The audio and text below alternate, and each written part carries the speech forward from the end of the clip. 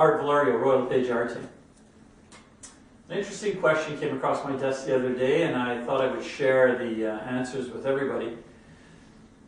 In a situation where you have your listing and you've put together an offer on your listing and you've been contacted by another realtor who also has an offer on your listing, and the scenario is that you're in dual agency with your offer and the seller, and multiple offer with the other company's offer to purchase.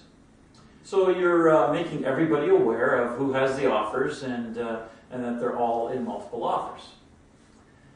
Unbeknownst to you, there's a relationship between your buyer and the seller. And let's say that that's the underlying reason for what takes place.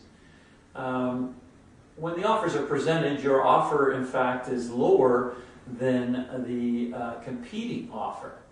But your seller decides they're going to take your offer because of your buyer. They want to sell it to your buyer. Well, that's great. The seller can make that decision. There's no issue there. Obviously, you return the other offer and say, sorry, they've accepted my offer. Well, I guess when the sales information comes out, there's going to be a question.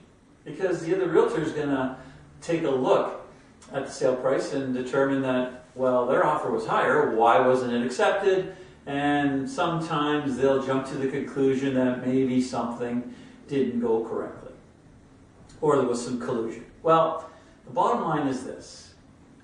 They will ask you a question. Why didn't their offer get accepted? Now, would you be in a situation where you're obligated to tell them why?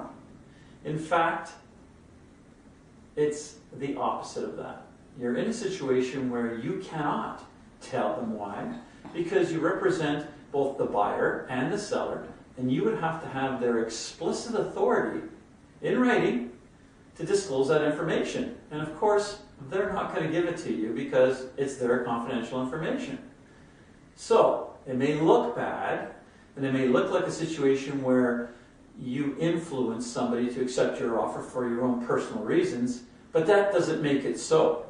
Just because somebody accuses you of doing something, it doesn't mean that you did it. My suggestion would be, at the time that it happens, have your seller write you a little note, just in case you run into issues down the road, just to protect yourself so that nobody can point the finger at you. Once again, make our team your team.